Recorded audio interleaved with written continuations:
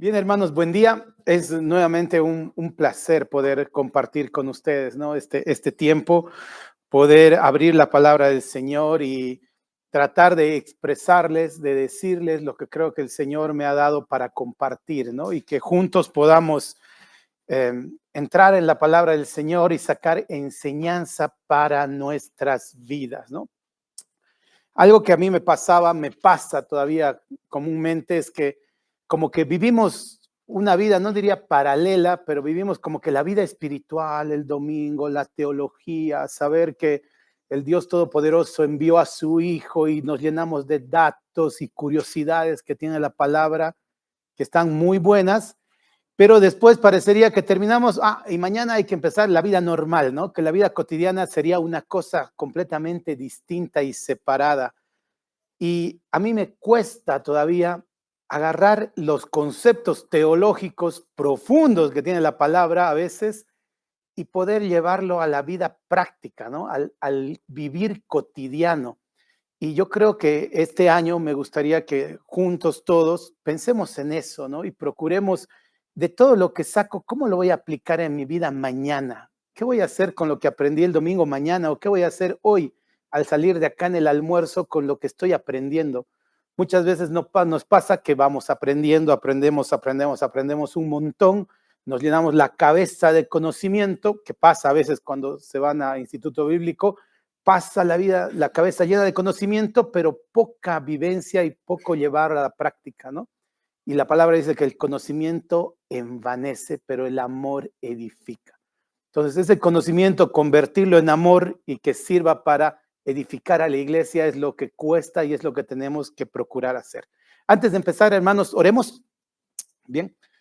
Padre bendito, Señor amado, nuestro Dios santo, te doy gracias, Padre, por este día, te doy gracias por este tiempo, Señor, que hemos reservado para venir, congregarnos, Señor, alabarte, honrarte, hacer memoria de ti, Señor, y escuchar tu palabra, Padre. Queremos guardarla y ponerla por obra, Señor. No queremos que se quede como un conocimiento en nuestra mente, no queremos que se quede como un arrepentimiento en el corazón, sino como un cambio de actitud, Señor, y un buscarte y procurarte a ti en la vida diaria. Te doy gracias, Padre, por este día y te agradezco por este mensaje que vamos a compartir, Señor. En nombre de Cristo Jesús, amén. A las pilitas, ya, sí, pilitas, entonces yo te voy diciendo para ir pasando. Bien. Recuerdan, la semana pasada hemos empezado con evaluación y planificación, ¿verdad? Hemos visto lo que era un tiempo de evaluación y planificación y hemos aprovechado el tiempo para evaluar nuestro año pasado en base a la vida de una persona. No sé si alguien se acuerda. La primera diapositiva. Planificación, evaluación. ¿Alguien se acuerda la vida de quién hemos visto? La vida de Lot, exacto. Hemos evaluado nuestro año en base a lo que le pasó a Lot. Lot había empezado de una buena manera, le había creído a Dios, había acompañado a Abraham y eso Dios lo había contado por justicia, porque Lot era justo.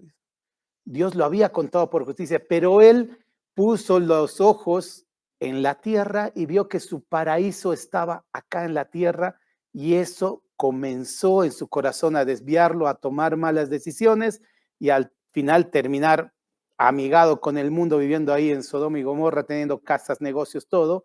Pero a pesar de sus malas decisiones, la gracia de Dios lo rescató y fue salvo, ¿no? Fue salvo, pero como por fuego, con dolor, con pérdida, incluso perdió a su esposa en esas decisiones que tomó. Entonces, si una vez hemos aceptado al Señor Jesucristo, tenemos seguridad de salvación, ¿no? Pero yo creo que nadie acá quiere ser salvo como por fuego, ¿no? Quiere ser salvo con dolor, con pérdida, reconocer delante del Señor cuando estemos en su presencia y decir, bueno, mi vida, te conocí, Señor, tú me rescatas, gracias por tu gracia, pero no tengo nada para traerte, no hice nada para ofrecerte, no hice nada para servirte, ¿no? Ese pensamiento tenemos que quitarlo, si lo tenemos en algún momento, total, ya soy salvo, que a veces está, siempre recuerdo, retumba en mi mente cuando pienso en esto, un amigo que tengo todavía, que cuando éramos jóvenes estábamos en el cielo, decía, ay, total, en el cielo, aunque sea limpiando el baño, ya estoy en el cielo, decía, ¿no? Y ese pensamiento a veces está en nuestro corazón, ese conformismo, ¿no? Con el Señor, de no querer crecer, de no querer servir, de no querer seguir ahondando en lo que Él tiene para nosotros. Bien, hoy vamos a ver el tema de planificación. Pasamos la evaluación, vamos a comenzar a ver en una planificación de lo que queremos lograr este año, de lo que queremos hacer este año. ¿Qué es un plan? Un plan, una planificación es asignar un tiempo, recursos, metas, objetivos a algo que queremos lograr, ¿no? Justo hoy a la tarde va a haber reunión de planificación acá, el plan operativo anual, antes llamábamos, y vamos a definir qué fechas, qué actividades, quién es el responsable, cómo se va a hacer, cuándo se va a hacer, con qué recursos se van a hacer y vamos a ir poniendo todo en orden para que sea cumplible. Porque ¿qué es lo que me pasa a mí? Y no sé si pasa a ustedes, hermanos, que confundimos o confundo a veces plan con un sueño, con una ilusión. Si yo este año tengo, mi plan este año es sacarme la lotería. Uy, ese es mi plan y lo voy a cumplir. No, no depende de mí. Eso es una ilusión, es algo irreal, es algo que no voy a llegar, es inalcanzable porque no depende de mí. Entonces, cuando pensamos en un plan, tenemos que pensar en algo que dependa de nosotros, que sea alcanzable, que sea realizable, que sea significativo para que sea un plan. Mi plan no puede ser mañana me voy a despertar. Ese puede ser un plan, no es significativo porque todos vamos a despertar, mañana va a salir el sol para todos y no va a afectar, no va a cambiar nuestras vidas. Entonces, la idea de hoy es en nuestra mente, en nuestros corazones, orientarnos a planes que puedan transformarnos, transformar nuestra vida, transformar nuestro ministerio, nuestra familia y llevarlo hacia el servicio del Señor, ¿no? Algo común que hay en los planes o en la planificación estratégica es que una empresa, una compañía, una persona, un sector, un área tiene que tener una visión y una misión. La visión sería como tu objetivo, la meta a la cual quieres llegar. Acá sería nuestro plan final, ¿no? Estaríamos visualizando algo a donde queremos llegar. Y nuestra misión es lo que tenemos que hacer cada día para poder llegar a concretar esa visión, ¿no? Entonces, esto de visión y misión, si bien parece algo que lo inventaron por ahí los que estaban pensando cómo desarrollar empresas, industrias, está muy arraigada en la palabra del Señor y cómo el Señor planificó todo, ¿no? Dice que desde antes de la fundación del mundo ya sabía que iba a enviar a su Hijo, ya sabía que iba a haber escogidos, ya sabía que iba a haber una iglesia que le iba a servir a él, iba a buscar adoradores en espíritu y en verdad él lo había planificado muchísimo tiempo antes y este tiempo que estamos transcurriendo también es parte de lo que Dios ha planificado para este mundo. Pero para un poquito bajar esos conceptos ahí medio abstractos, hay que tener una planificación, visión y misión desde un punto de vista personal este año. ¿Qué podría ser? Podríamos pensar en nuestra relación personal con Dios. ¿Cómo está tu relación personal con Dios? Sería bueno que hagamos un plan en nuestra relación personal con Dios, tengamos una visión y decir, bueno, yo este año voy a concretar ser el líder de este ministerio que el Señor está poniendo en la iglesia. Yo quiero liderar ese ministerio. ¿Qué tengo que hacer para llegar a liderar ese ministerio? Buscarlo a diario, orar, compartir, predicar. No sé cuál es el ministerio que puede estar en tu corazón, en tu mente. Decir, Señor, yo quiero trabajar acá, yo quiero servirte de esta manera, una manera personal, ¿no? También la parte personal tiene que ver con nuestra ocupación, con lo que hacemos, ¿no? Sea tu trabajo o tu estudio, también eso tiene que estar ligado con el servicio al Señor, ¿no? Decíamos que no me pasa a mí muchas veces que ponemos un muro entre lo espiritual y lo terrenal, digamos, ¿no? Domingo vivo espiritual, lunes ya voy al trabajo, me olvido de todo y no debería ser así, tiene que estar ligado una cosa con otra. Nuestra esencia no puede cambiar al salir la puerta, seguimos siendo hijos de Dios. Entonces, todo lo que vamos a procurar y lo que vamos a buscar tiene que estar orientado en ese sentido. Entonces, nuestro trabajo también tiene que servir para glorificar al Señor, para honrar al Señor, para servir al Señor de alguna manera, ya sea trabajando directamente en la obra o destinando recursos y tiempo para el servicio del Señor, ¿no? En el tema personal también puede estar la salud. que es muy necesario, ¿no? Algunos, yo he descuidado más la salud que otros tal vez, y también es parte de lo que el Señor quiere que hagamos y planifiquemos, nuestra salud, ¿no? Cuidarnos y edificar nuestro cuerpo. Son algunas metas que podemos ir viendo de la manera personal. Después tiene que estar metas familiares, ¿no? Tener una visión y una misión familiar. Y aquí ya puede entrar tu relación con tu familia, con tu entorno cercano, pero también yo creo que entra el tema financiero, el tema de finanzas. ¿Cómo estamos llevando la economía familiar? ¿La estamos llevando al servicio del Señor? ¿Estamos confiando en el Señor o confiando en nuestras riquezas, en nuestros recursos, en lo que me va a dar en mi jubilación, en mi sueldito, en mi alquiler, en algo que tengo para vivir? ¿O realmente estoy confiando en el Señor? Bueno, mi visión este año debería ser mi familia. Quiero que esté sirviendo al Señor. Yo no tengo hijos, Yesua y Naomi son mis hijos del corazón, y verlos reunidos, verlos comprometidos, me llena el corazón de alegría, ¿no? Entiendo que a todas las familias llenaría el corazón. Sus hijos son profesionales, si sirven al Señor, están participando en un ministerio, si no tienen una vida desordenada, si no están metidos en un vicio. Entonces, esa visión y misión familiar, para que no sea un sueño, tiene que ser alcanzable y tiene que tener pasitos a seguir, ¿no?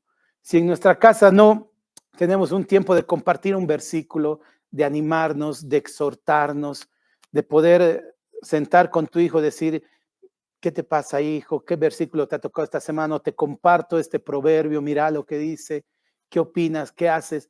Si no incentivamos esa área en nuestras casas, con nosotros mismos y con nuestra familia, se va a convertir en un sueño ilusorio. Ah, porque mi hijo no sé por qué está en el mundo, si le traía a todas las reuniones a la fuerza, pero lo traía, ¿no? Ah, ¿por qué se ha ido al mundo? Porque en tu casa has vivido la vida acá en la iglesia, y al salir, tu familia vivía la vida como si no existiera iglesia, ¿no? Entonces es importante poder ver eso y qué queremos lograr este año respecto al tema familiar. Y el tema ministerial, que no quiere decir que está separado. Si vemos, es como una escala. La persona es parte de la familia y la familia es parte de un ministerio.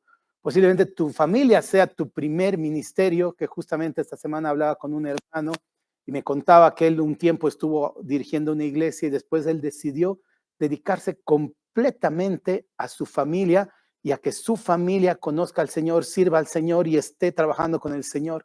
Y cuando un líder que él conocía, un pastor famoso, lo visitó junto con otros pastores, todos pensaban que le iba a reñir porque le dijo, no, ahora estoy dedicado a mi familia.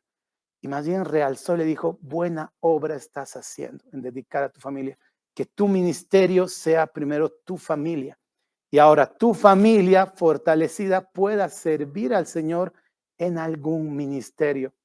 Es lindo ver familias acá que están comprometidas con el servicio al Señor, no solo comprometidas con la asistencia, porque hay muchos que ya en las reuniones a las que he podido venir ahora que estaba de vacación, son las mismas caritas, ¿no? Y es muy lindo verlos siempre ahí congregados.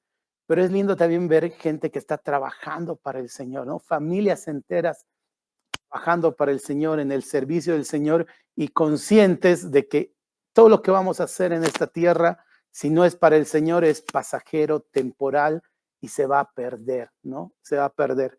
Me alegra ver a las mismas personas, pero también a veces me entristece ver a las mismas personas, ¿no? El día que hicimos el festejo de Año Nuevo, a la 1 de la tarde estaba una familia y a las 8:30 de la noche, lavando la última olla, estaba la misma familia. Qué alegría por esa familia, pero qué tristeza por las otras familias que no optamos en poder formar parte de eso, ¿no? Entonces ahí tenemos que ver cuál va a ser nuestra visión, nuestra misión ministerial este año. ¿En qué ministerio? Fer decía, esta tarde nos reunimos para ver en qué ministerio quiero participar, de qué manera quiero participar, cómo voy a hacer para poder servir al Señor este año teniendo una visión y una misión, ¿no? Bien, vamos a estudiar hoy en base a la vida de Nehemías. Este líder judío que llegó a ser gobernador de Judá ahí cuando estaba Persia gobernando el reino, es muy estudiado desde el punto de vista del liderazgo. Hay libros seculares escritos sobre Nehemías por el tipo de liderazgo que él tenía, por el tipo de visión, cómo ejecutaba las tareas y cómo no perdió el foco en el objetivo que él tenía. Y desde el punto de vista espiritual, todos los comentaristas de este otro lado ven cómo él fue una persona que fue usada por el Señor para los propósitos eternos que tiene el Señor. Nehemías fue el líder que logró la reconstrucción de los muros de Jerusalén. La volvió a volver una ciudad. En esa época, si la ciudad no tenía muros, no era ciudad, porque no se podía vivir confiadamente en ella, ¿no? Él reconstruyó los muros de Jerusalén. Él fue el líder que lo logró, ¿no? Y es muy importante porque podemos pensar, bueno, sí, un día se despertó y dijo, sí, Jerusalén, qué pena, está desolada, derrotada, los muros, las puertas quemadas por fuego, voy y la reconstruyo y veo a ver de qué manera, ¿no? Sin embargo, estaba profetizado que los muros iban a ser reconstruidos. Y no solamente estaba profetizado, sino que desde el día que el edicto de la reconstrucción de los muros iba a ser dictado, firmado por el rey, desde ese día, 483 años después, tenía que presentarse el Mesías príncipe en Jerusalén. Entonces, lo que hizo Nehemías, tal vez él no tenía noción de qué plan tan grande él estaba formando parte, ¿no? De qué estructura maravillosa que Dios había previsto para que Jesús venga a vivir a este mundo y se presente como el Mesías príncipe. Y Nehemías estaba cumpliendo la voluntad del Señor en el tiempo del Señor, ¿no? Eso nos habla que él estaba en sintonía con el Señor para poder cumplir esos propósitos. Entonces, hermanos, lo primero, antes de que entremos a ver cómo planificó, qué pensó, qué hizo, cómo reconstruyó, quiénes estaban en contra, quiénes a favor, cómo él confirmó de parte de Dios el plan, tenemos que ver que él estaba en sintonía con el Señor. Estamos en comunión con el Señor, en comunión plena, para poder hacer un plan que le glorifique a él y llevarlo a cabo. Ese es el primer punto. Tal vez algunos no estamos ni siquiera seguros de nuestra salvación, que me pasa muchas veces hablar con hermanos que están años en las iglesias y cuando hablamos de salvación están dudando todavía si Dios ha hecho la obra o no en sus vidas, si Dios los ha perdonado o no de sus pecados. Primero, hermanos, seguridad de salvación, saber que la gracia de Dios perdona nuestros pecados. Hay que arrepentirse y apartarse de ellos solamente. Y si estamos en comunión, podemos estar ahora en sintonía con el Señor y comenzar a ver en este año qué tenemos para el Señor, dónde queremos llegar y cómo lo vamos a hacer. Bien, vamos a ver un poco qué hizo Nehemías. Nehemías 1 al 3. Dice, palabras de Nehemías, hijo de Acalías. Aconteció en el mes de Quisleu, en el año 20, estando yo en Susa, capital del reino, que vino Anani, uno de mis hermanos, con algunos varones de Judá, y les pregunté por los judíos que habían escapado, que habían quedado en la cautividad y por Jerusalén. Y me dijeron, el remanente, los que quedaron de la cautividad allí en la provincia, están en gran mal y afrenta, y el muro de Jerusalén derribado y sus puertas quemadas a fuego, ¿no? Ahí, ¿qué es lo que estaba viendo Nehemías? Primero se interesó, puso un interés en lo que él estaba consultando. ¿Y cómo están mis hermanos allá en Jerusalén? Acá Nehemías ya había pasado 100 años, aproximadamente entre 90 y 100 años, de que el primer grupo de judíos había vuelto de la cautividad a Jerusalén. Y no habían reconstruido la ciudad, no habían reconstruido los muros. A pesar de haber viajado con toda la promesa, con toda la esperanza, con Zorobabel, para reconstruir la ciudad, no reconstruyeron la ciudad. Y Nehemías ahí ve esa necesidad, ¿no? Ve la necesidad y ve el dolor que tenía su pueblo, estaba quebrantado. Entonces, para ese plan que queremos hacer, o esta tarde donde te vas a anotar, tú tienes que sentir y ver esa necesidad, poder percibir la necesidad, lo que hace falta en tu vida, en tu familia, en el ministerio, para el Señor, ¿no? ¿Qué es lo que hace falta ahí? Recuerdo muy bien una enseñanza de Fernando desde muchos años, que cuando alguien ve una necesidad en la iglesia, por ejemplo, uy, esa ventana está toda agachada, nuestra responsabilidad no es ir a Fernando y decirle, Fernando, mira la ventana, ¿cómo puede ser? Estamos todos aquí, la ventana está toda rota. No, nuestra responsabilidad es decir, Fernando, podemos comprar un vidrio, yo lo voy a hacer o yo voy a conseguir a alguien que lo arregle. Cuando uno ve la necesidad, ve ese compromiso con la necesidad, ¿no? Y eso fue lo que hizo Nehemías. Cuando pidió el informe no era por curioso, no era para saber cómo estaba, realmente en su corazón él estaba con el pueblo, con Jerusalén, con la ciudad, ¿no? Y lo que hizo fue una identificación. Él se identificó con esa necesidad, o sea, le dolió en su corazón, le afecta, le duele, le conmueve. Vamos a Nehemías 1:4. Dice, cuando oí estas palabras, me senté y lloré e hice duelo por algunos días y ayuné y oré delante del Dios de los cielos. Entonces, hermanos, no todas las necesidades a todos nos mueven de la misma manera. Por ejemplo, yo le digo a mi esposa, ay, Magu, vamos a hacer una celebración para todos los maestros de escuela dominical. Le vamos a dar un premio porque son maestros. Y ella va a decir, ay, conmigo no cuente, yo no quiero poner nada para, no porque no los ame a los hermanos, sino porque ella dice, eso más bien, vayamos y repartamos a los necesitados, compartamos la palabra, vamos a predicar el evangelio. Y sin embargo, es bueno que los maestros de escuela dominical se los reconozca, se les brinde un regalo, se pase un tiempo de comunión, es bueno, pero no todas las necesidades nos identifican a todos. ¿Qué es lo que pasa a veces en las planificaciones? Así cuando nos reunimos, alguien se anota en algo que no le interesa por anotarse o porque se anota a su amigo y llegado el tiempo de hacerlo, no lo hace, no viene, ni siquiera está presente, ¿no? Deja de hacerlo.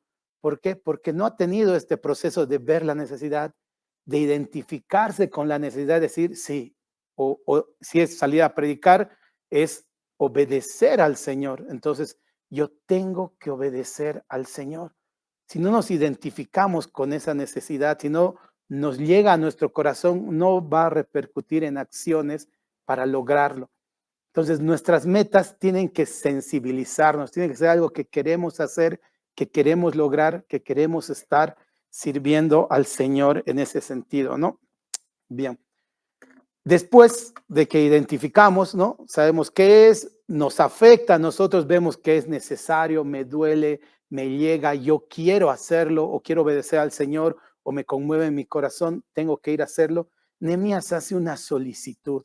Él se maneja de una manera tan adecuada porque él podía decir, ah, bueno, yo soy el copero del rey, que en esa época era un cargo jerárquico, digamos, en el reino. No era el mesero del rey, sino era el copero del rey quien estaba a cargo de la seguridad alimenticia del rey, podemos decir. Él podía decir, ah, bueno, le voy a hablar a mi amigo, le voy a hablar al otro, voy a conseguir esto, voy a conseguir lo otro. Antes de mover sus influencias, él va al Señor. Vamos al versículo 5 al 7, dice, y dije, te ruego, oh Jehová, Dios de los cielos, fuerte, grande y temible, que guarda el pacto y la misericordia a los que le aman y guardan sus mandamientos. Esté ahora atento tu oído y abiertos tus ojos para oír la oración de tu siervo, que hago ahora delante de ti día y noche, por los hijos de Israel, tus siervos, y confieso los pecados de los hijos de Israel que hemos cometido contra ti. Sí, yo y la casa de mi padre hemos pecado. Qué increíble, como él no tenía, entre paréntesis, nada que ver con lo que estaba pasando en Jerusalén, ¿no? Tal vez él en su corazón pensaba y decía, yo no he vuelto a reconstruirlo. Entonces él se sentía responsable que los muros estén destruidos y que 100 años después el pueblo todavía no haya podido reconstruir y cumplir con lo que Dios había dicho que ellos iban a volver a su tierra, ¿no? Entonces él dice, te ruego, oh Dios, va a la fuente, hace la solicitud para poder cumplir este objetivo a la fuente, al Señor. Entonces es importante, hermanos, cuando identifiquemos esa meta, veamos que es una meta que significa algo para nosotros, significa algo para el Señor, querramos ir tras ella. Pero me pasa a mí muchas veces que muchas de mis metas que pienso que están bien, pienso que van a ser fructíferas para mí, para mi familia, para la obra, no necesariamente sé si es la voluntad de Dios o no. ¿Cómo podemos saber y confirmar si nuestra visión, nuestra meta está de acuerdo a la voluntad de Dios? Vamos a ver acá en este pasaje, hay tres maneras que normalmente nos hacen verificar que esa visión no es cerrada y está conforme al Señor, ¿no? La primera, al buscar confirmación, Nehemías 1:8 al 11. Dice, acuérdate ahora de la palabra que dijiste a Moisés, tu siervo, diciendo, acá está hablando Nehemías, ¿no?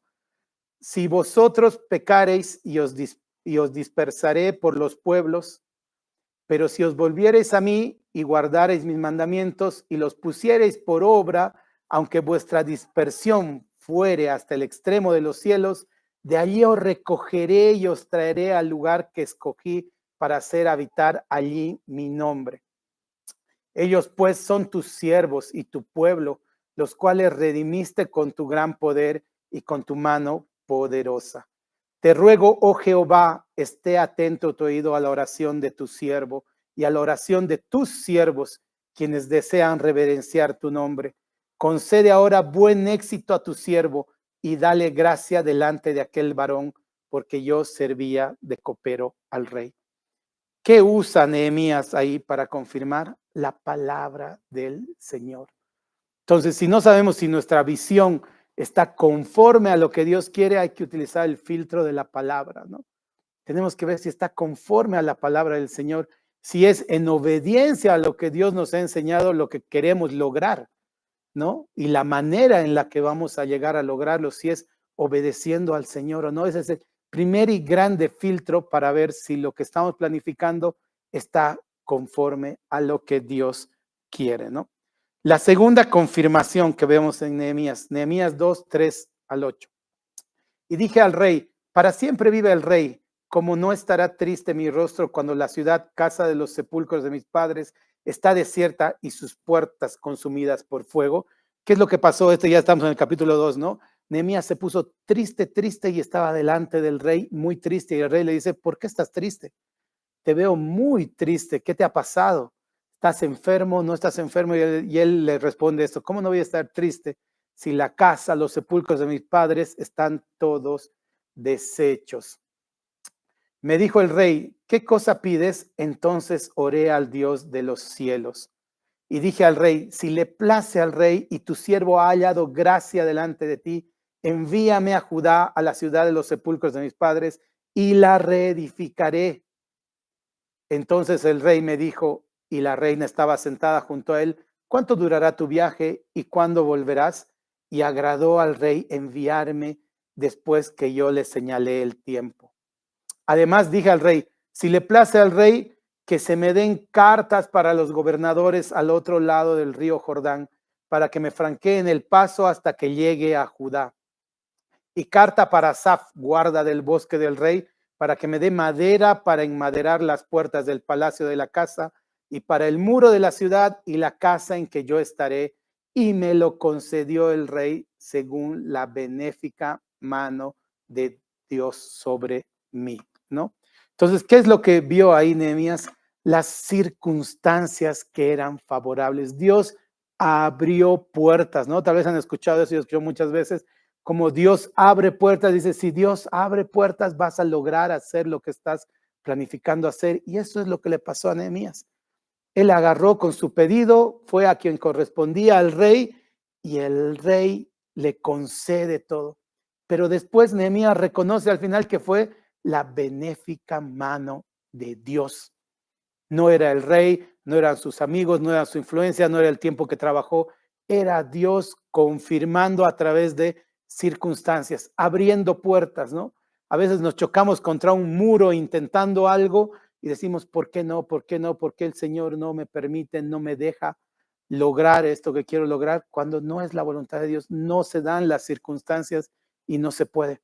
Y sin embargo, cuando es la voluntad de Dios, el Señor va abriendo puertas y te va llevando, guiando, como dice la palabra, por lugares que no conoces y te va llevando por allá.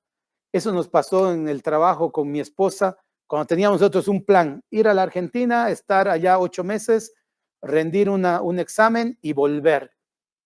Y cuando fuimos, el Señor abrió puertas y nos mostró que debíamos estar allá con circunstancias. Con circunstancias nos fue mostrando y veíamos que era acorde a la palabra del Señor poder permanecer allá, y los hermanos allá nos recibieron y el Señor fue confirmando ese plan específico en ese punto en nuestra vida. Entonces también esos planes que tenemos para este año, si están en la voluntad del Señor, el Señor va a ir abriendo puertas para poder conseguirlo, ¿no? Otro punto de confirmación que también necesitaba Nehemías, también lo tenemos que utilizar en los planes que tenemos. Ahí en Nehemías 2, 17 al 18. Acá Nehemías ya fue a Jerusalén, hizo una inspección en la noche y después reúne al pueblo para comentarles, dice, ¿no? Les dije pues, está hablando con el pueblo, vosotros veis el mal en que estamos, que Jerusalén está desierta y sus puertas consumidas por el fuego. Venid y edifiquemos el muro de Jerusalén y no estemos más en oprobio. Entonces les declaré cómo la mano de mi Dios había sido buena sobre mí y asimismo las palabras que el rey me había dicho. Y dijeron, levantémonos y edifiquemos. Así esforzaron sus manos para bien. Entonces, otro punto de confirmación son las personas, los hermanos a quienes les vamos comentando y le vamos pidiendo consejo sobre nuestro plan, sobre esta obra que queremos realizar, y ellos nos van a ir guiando y nos van a ir apoyando en lo que queremos hacer. Ojo a quien le preguntamos, ¿no? Muchas veces orientamos nuestra pregunta ya sabiendo más o menos qué me va a responder, y eso no serviría como una confirmación. Tenemos que ir a los hermanos más grandes en edad, más grandes espiritualmente, para que ellos puedan aconsejar a nuestra vida y nos digan cómo poder proseguir con esa meta y confirmen esa meta para ver si está en la voluntad del Señor o no. Entonces, ¿cómo confirmamos? Con la palabra, con las circunstancias y con las personas, ¿no?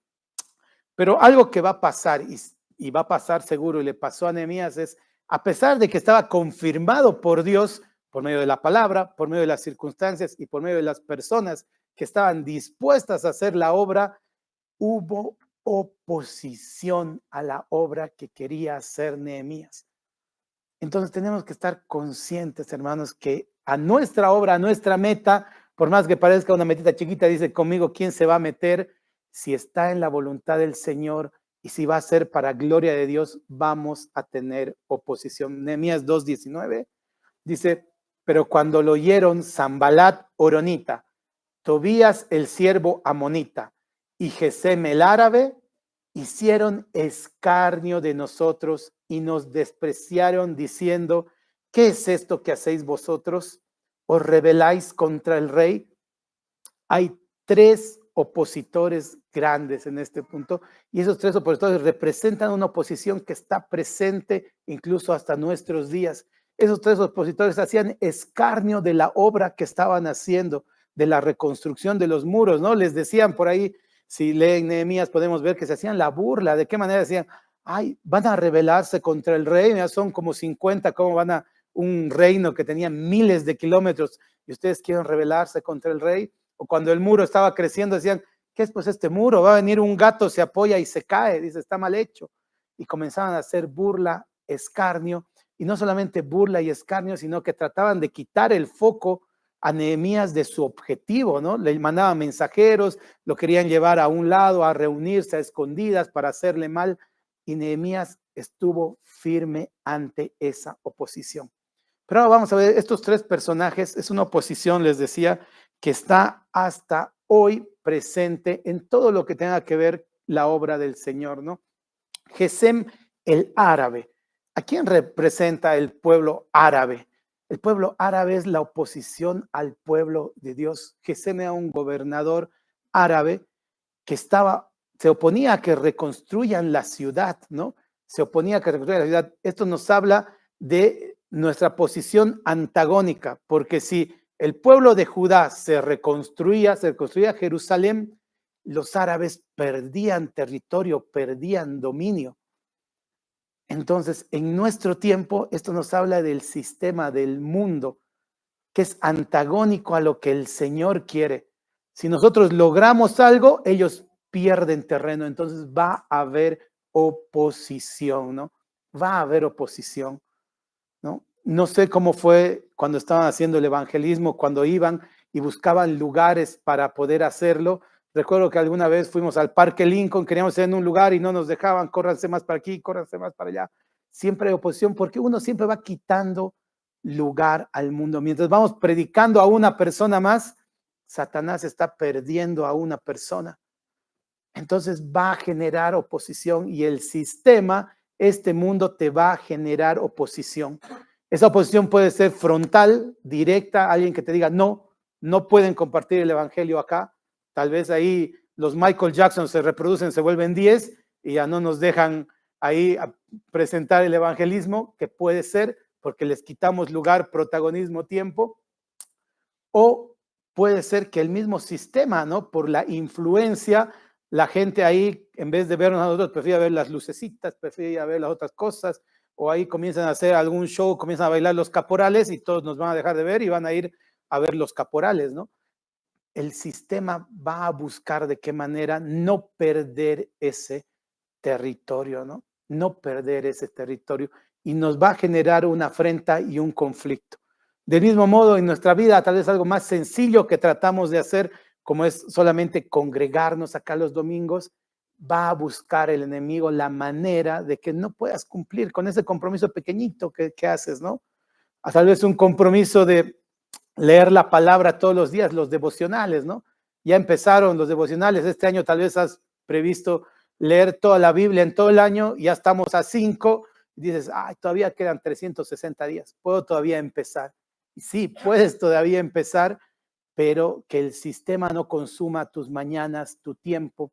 Veíamos en la obrita la semana, hace 2 semanas, cómo las redes sociales te van consumiendo, ¿no? Y te van absorbiendo el tiempo, te van absorbiendo la energía, te van absorbiendo los gustos, la diversión y te va consumiendo y llevando hacia un lugar que tú no le puedas dedicar ni tiempo al Señor, ni tiempo a tu familia, ni tiempo al ministerio.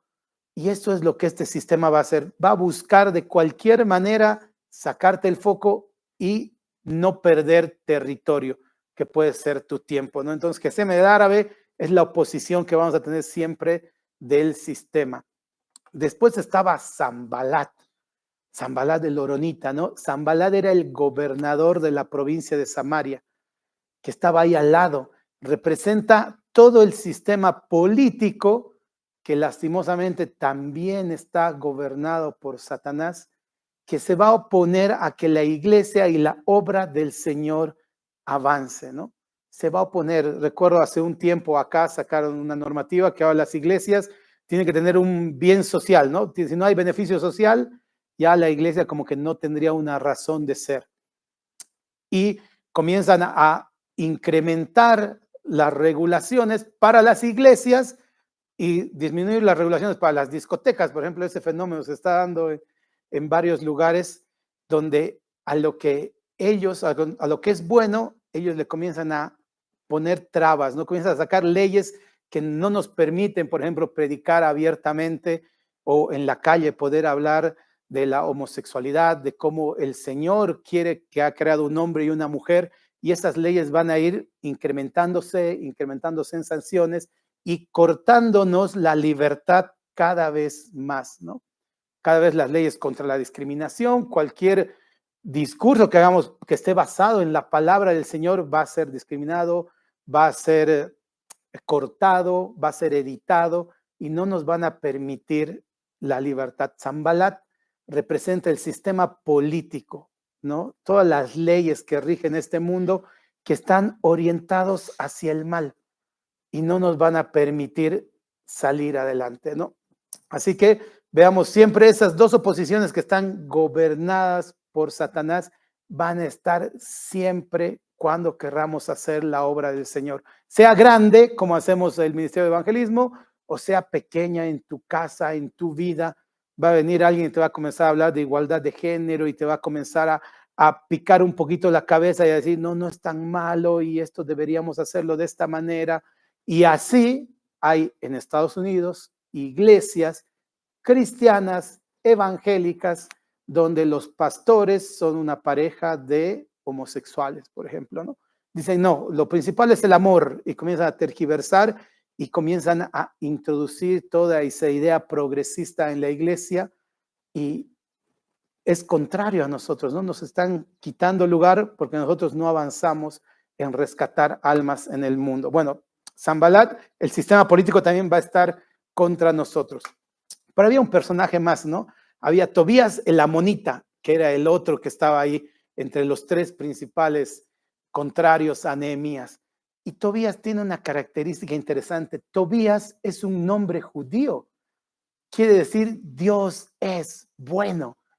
Tobías, al ser amonita, era descendiente de Lot, ¿no? Dios es bueno es su nombre. Y él tiene una figura de un infiltrado, de un agente secreto. Y también va a haber oposición. ¿Qué nos quiere decir esto? Oposición interna, oposición de la iglesia, oposición acá entre nosotros. Va a haber oposición a realizar la obra del Señor. Entonces acá tenemos que tener cuidado, hermanos, de no ser Tobías. Esto no utilicemos para buscar a ver dónde está el Tobías. Tobías lo comienzo a identificar y lo marco, ¿no? Y lo acuso con el Fernando. Mira, Fernando.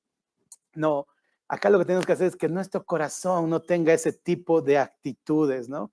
Que no tenga, ¿y en qué se caracteriza? ¿Cómo puedo diferenciar si soy Tobías o no? Si tengo una agenda paralela a la agenda de la iglesia, ¿no? La iglesia quiere ir a el evangelismo el domingo. Yo digo, no, el domingo no, tengo que ir a comer chicharrón con los hermanitos de acá, ¿no? Y comienzo a generar una agenda paralela, no apoyando lo que la iglesia ha definido. O la iglesia define recursos para Chacapata y dice, vamos a construir una iglesia allá, vamos a hacer una avanzada y vamos a servir al Señor allá y vamos a expandir el evangelio allá. Y alguien dice, no, ¿por qué Chacapata tan lejos? Acá cerquita podíamos hacer. Y normalmente los Tobías son los que no dan recursos, no dan tiempo y no están comprometidos, ¿no? Están entre nosotros, pero no son de nosotros, decía el Señor Jesús, ¿no? Entonces hay que tener cuidado que eso no esté en nuestro corazón, no tener una agenda paralela. ¿Y qué hacía este Tobías, por ejemplo? Estaba en contra de que reconstruyan, estaba que no tienen que ser las murallas, que el templo no lo reconstruyan, que no.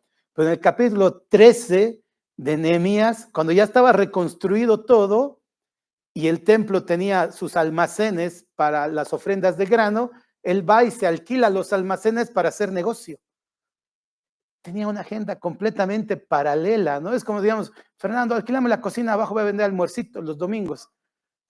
Ese es un Tobías, ¿no? Entonces, si en tu corazón está una agenda diferente, una línea diferente a lo que está estructurado acá en la iglesia, estás teniendo un corazón de Tobías, un corazón contrario.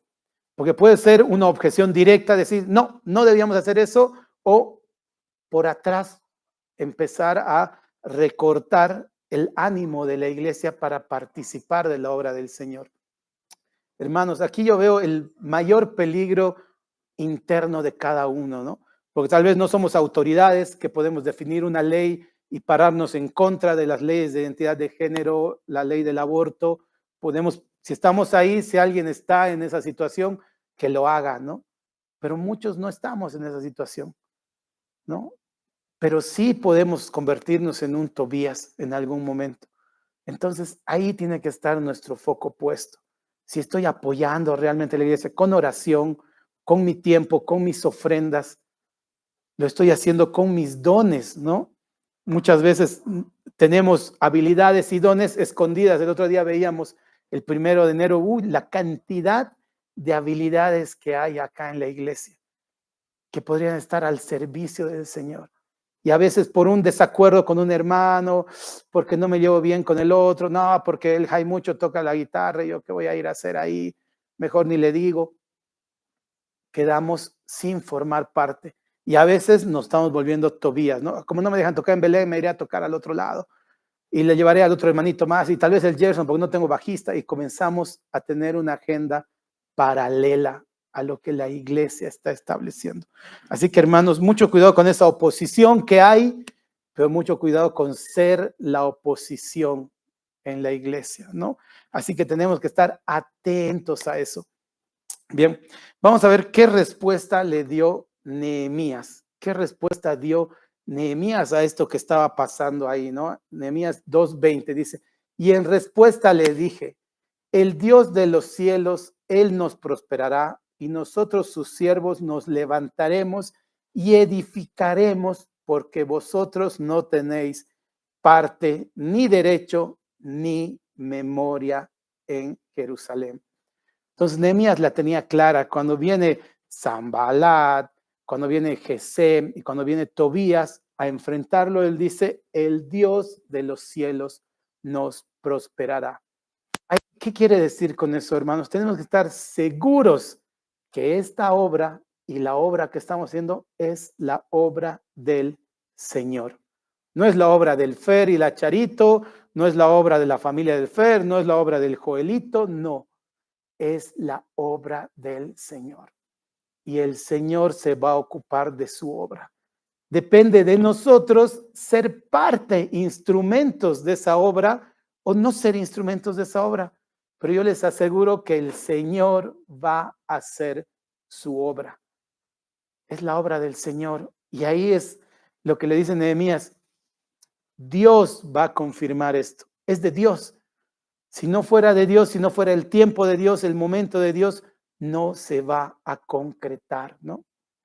Entonces hay que estar seguros y primero plantarnos a ver si ha sido confirmado por Dios nuestra visión, si ha sido confirmada por la palabra, si ha sido confirmada por los hermanos, si ha sido confirmada por las circunstancias. Dios va a obrar.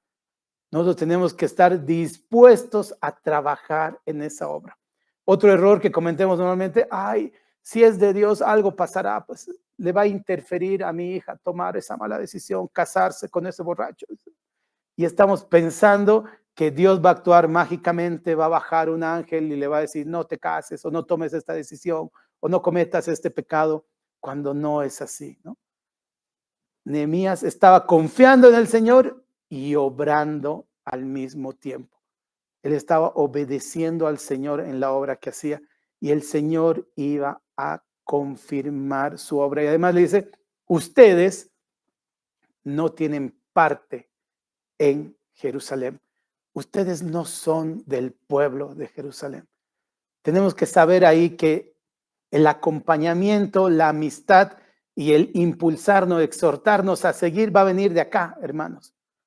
Por más de que tu plan sea ser jefe en tu trabajo, si es para honrar al Señor, el ánimo, el aliento, la exhortación va a venir de este grupo, de los que somos parte del pueblo, no de los de afuera, ¿no? Los de afuera tal vez te van a desorientar, van a tratar de quitarte el foco, van a tratar de hacer que tropieces, de toda forma van a tratar ahí. Recuerdo una parte interesante, en un momento Nehemías vienen y le dicen, Nehemías, he escuchado un judaíta, ¿no? Uno del pueblo dice, he escuchado que te van a venir a matar hoy, así que vámonos y encerrémonos en el templo, ahí vamos a estar seguros, le dice.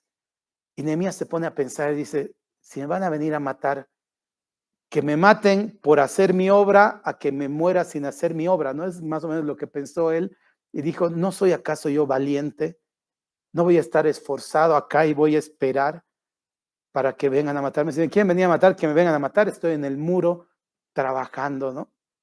Y ese riesgo también tenemos como iglesia, ¿no? Tal vez algún hermano dice, no, ¿para qué vamos a salir a evangelizar? Mejor edifiquémonos todos acá, todos adentro, ¿no? Un hermanito, así viene alguien y dice, hermanito, vení, no saldremos el domingo, nos quedaremos acá, ¿por qué no hacemos un estudio solo acá nosotros en vez de salir a predicar el evangelio? Y ese riesgo y esa oposición va a estar. Tal vez parece buena, ¿no? Irse a encerrar al templo, orar, parecía bueno, pero le estaba quitando el foco a Nehemías de su objetivo principal, que era su visión y su misión. Entonces tenemos que lograr tener ese carácter que tiene Nehemías. Yo soy una persona que se distrae muy rápido. Entonces empiezo con una meta, con un plan y comienzo a ir a otro lado, a otro y termino en cualquier lado, ¿no? Así que después tengo que venir y enfocarme. Y eso es lo que tenemos que hacer con nuestras metas, hermanos. La respuesta de Nehemías fue: el Señor va a obrar. El Señor es el que está liderándonos en estas metas que queremos tener en este año. Bien, y vamos a ver un poco la victoria para no hacer muy extenso. Nehemías es increíble todo lo que consiguió, lo que logró, cómo lo logró y qué es lo que hicieron. Y vamos a ver cómo Nehemías consiguió la victoria y consiguió reconstruir las murallas en tiempo récord, ¿no? Un poquito más de 50 días reconstruyeron las murallas. Vamos a Nehemías 4:7, dice: pero aconteció que oyendo Sanballat y Tobías y los árabes, los amonitas y los de Asdod, que los muros de Jerusalén eran reparados porque ya los portillos comenzaban a ser cerrados, se encolerizaron mucho, el 8, y conspiraron todos a una para venir a atacar a Jerusalén y hacerle daño. El siguiente, el 17, bueno, ahí está, los que edificaban el muro, no, ahí puse mal la referencia, un toque.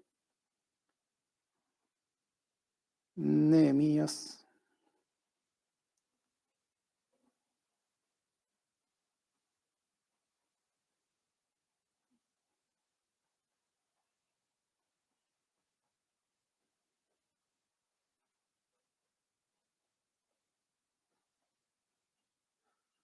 Bien, era el 9 el que quería después de ese. Entonces venían todos a, dice, hacerles daños, ¿no? Los tres grandes opositores venían a hacerles daños, dice. Entonces, ¿qué fue lo que hicieron?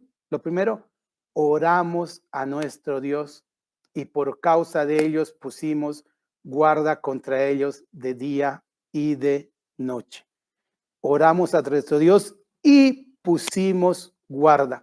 Entonces, ¿cuál es la manera de tener la victoria? Muchas veces tenemos esa idea ilusa, ¿no? De que Dios es mágico y va a hacer algo mágico, sobrenatural, que a veces lo hace. Tenemos testimonios de cosas sobrenaturales, pero lo que acá Nehemías nos muestra, dice: hemos orado a Dios, pues sabemos que la obra es de Dios, la confianza está en el Señor, pero hemos puesto guarda contra ellos de día y de noche, para que no vengan a hacernos mal. Esto me recuerda a una frase que decía mi papá, pero me decía de una manera de más bien de como que de no confiar tanto en la iglesia. Me decía: a Dios orando y al mazo dando. Tal vez han escuchado eso, que es famoso. Y en realidad es lo que está haciendo Nehemías, ¿no?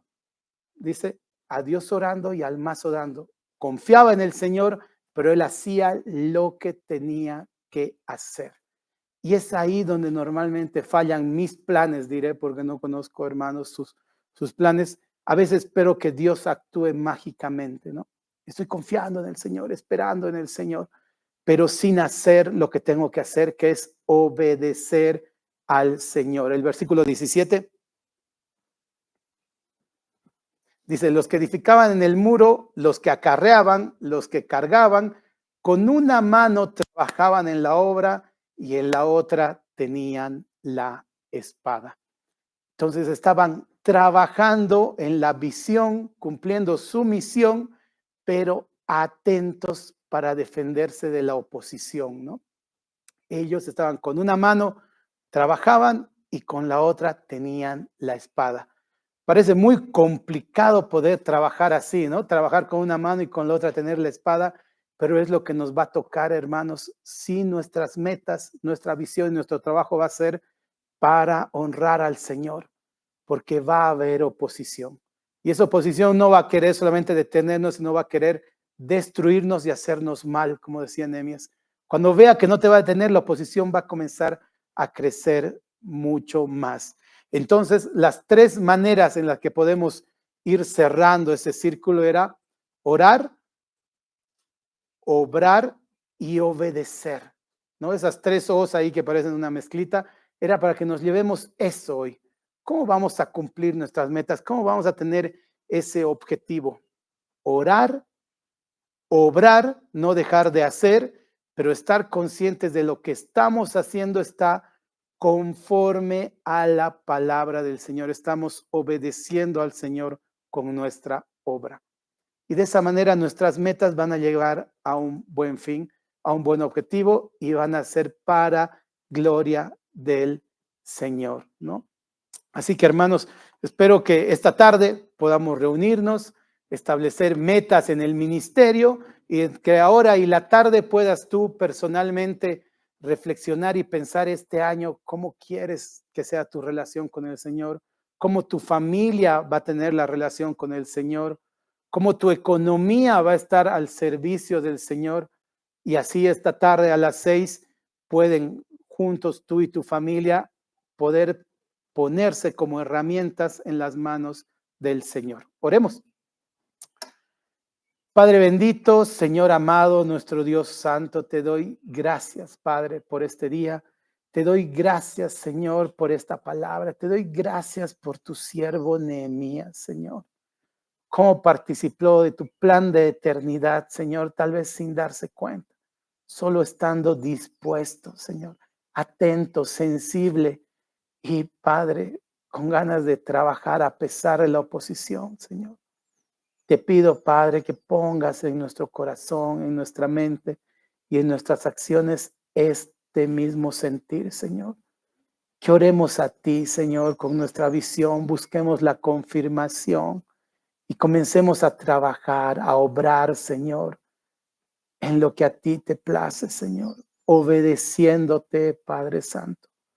Te agradezco, Dios mío, por esta palabra, te agradezco por este tiempo, te agradezco por esta congregación, Señor. Te pido que tú bendigas la obra que están realizando acá en Cochabamba, Señor. Gracias, Padre, en nombre de Cristo Jesús. Amén.